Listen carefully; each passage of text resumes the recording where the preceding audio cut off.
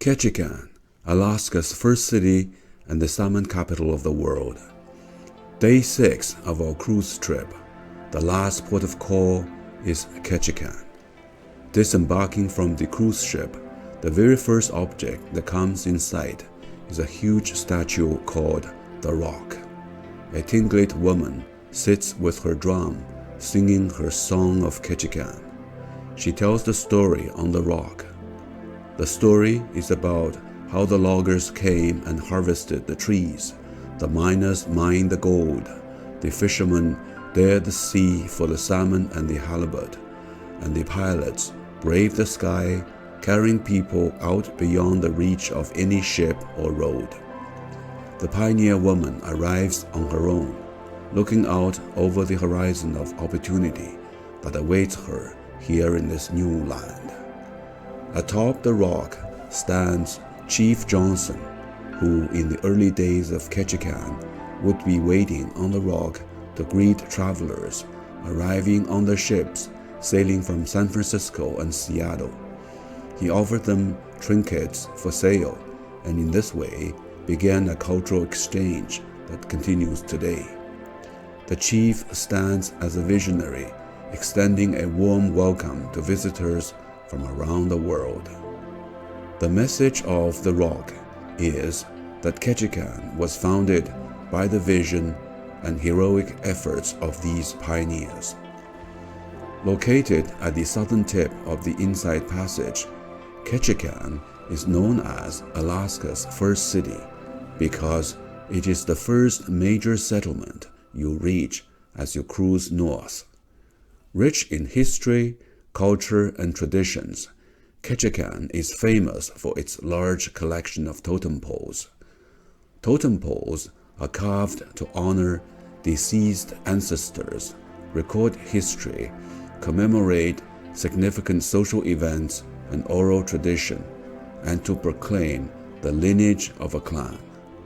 The Chief Johnson totem pole, carved by Tlingit master carver Israel Shortridge and raised in 1989, is a replica of the original raised nearby in 1902. The original stood until 1982. Tlingit master carver Tommy Joseph restored this totem pole in 2017. At 60 feet high, the fabled Katjuk, Chief Johnson's house crest, rests at the top. At the base is Fog Woman, creator of all salmon. Above Fog Woman is Raven, and further up, Raven's slaves. The large space below the crest symbolizes the lofty habitat and high regard in which the crest is held. Ketchikan's Totem Heritage Center is a must-visit site. The Raven Fog Woman, a story totem pole, designed and carved in the Tlingit style by artist Nathan Jackson, honors the Tongass Tlingit people of this area. The raising of the pole in 1979 also marked the dedication of the Totem Heritage Center. The legend is about the creation of Salmon. After Raven and his wife quarreled, he struck her. She left the house, and when he tried to catch her, she slipped through his fingers like fog.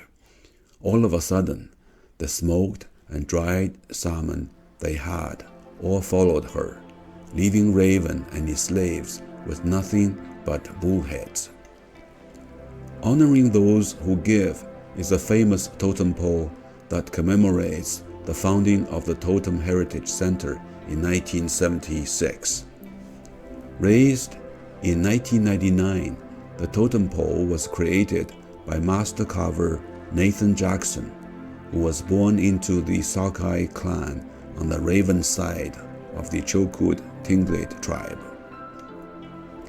The totem pole was commissioned by the city of Ketchikan to honor the individuals, organizations, and government entities that work together to create the Totem Heritage Center and establish it as a leader in preserving traditional Northwest Coast native arts.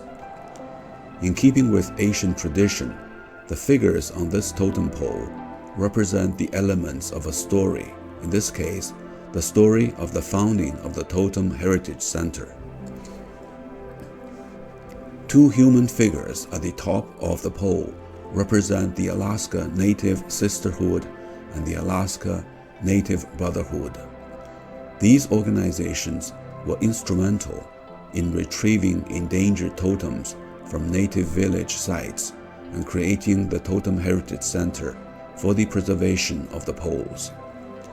An eagle represents the federal government units that contributed to the project, particularly the Smithsonian Institution and the Forest Service, which participated in the totem pole retrieval, and the Economic Development Administration, which provided funding for construction of the Totem Heritage Center. A king salmon represents the city of Ketchikan, which provided the site for the Totem Heritage Center and operates the facility as part of the city museum department. Alaska state flags represent the Alaska State Museum, which conceived and managed the totem retrieval project. The state holds the recovered poles in trust for the descendants of the original inhabitants of the native villages from which the poles were removed. Three human figures at the base of the pole represent students and instructors in the three areas of study in the Totem Heritage Center's Native Arts curriculum, namely carving, ceremonial regalia, and weaving. Ketchikan is a city of parks, and the City Park and the Eagle Park downtown are good examples. The city is super friendly for tourists to stroll. Apart from the many totem poles, salmon is certainly the most important feature. You are reminded about the importance of salmon wherever you go, from the salmon center to the salmon hatcheries, the salmon bench, and the numerous salmon signs along sidewalks. In summer months, millions of salmon swim upstream in the river and creeks to complete their incredible journey and circle of life. The homecoming of salmon is one of the most fascinating miracles. Ketchikan is a colorful city where local residents live a life that blends traditions and modernity. The Pacific salmon in Ketchikan Creek are anadromous. They hatch from eggs in this rainforest watershed, swim into the ocean as smolts, and spend up to 5 years growing to maturity at sea. Once in the ocean, salmon travel throughout the North Pacific Ocean to feed. Nobody knows exactly where they go. However, they always return years later to the stream or lake where they were born to lay and fertilize the eggs of the next generation. Swarms of salmon leave the creek, but relatively few survive predators, including humans, and return as adults to the stream of their birth. Females find a spot of gravel, dig a swallow depression, and deposit their eggs. Males wait nearby and dart in to release their sperm.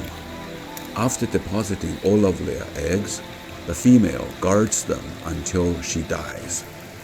In the streams of their birth, after spawning, the journey of the homecoming salmon ends. In the meantime, the journey begins for the next generation. Scientists believe that only 1 out of 100 salmon that reach the ocean survive to return to their stream of birth to spawn.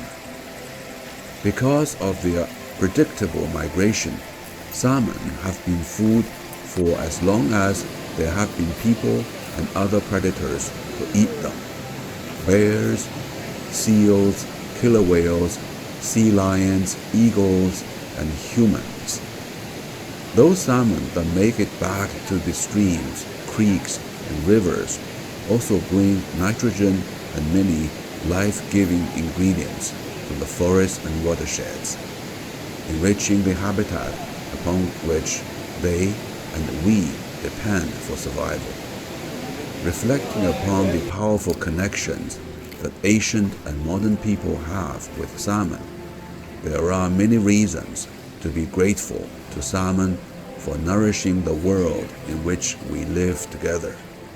Brad Matson put it well. Like silver needles from the sea, salmon weave beauty and well-being into our lives and the places we live, bringing hope for the future with every homecoming. Each step of this miraculous life cycle is important for the survival of the salmon.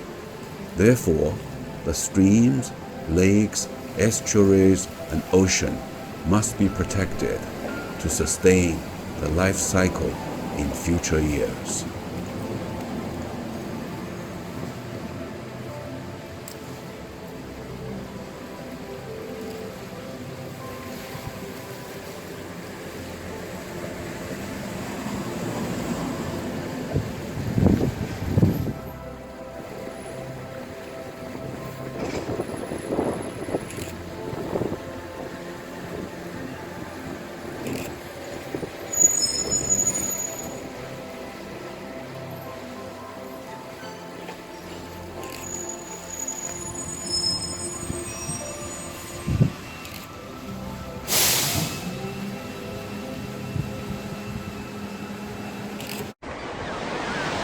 Thank you for watching and listening. Please subscribe to this channel, Words of Woods.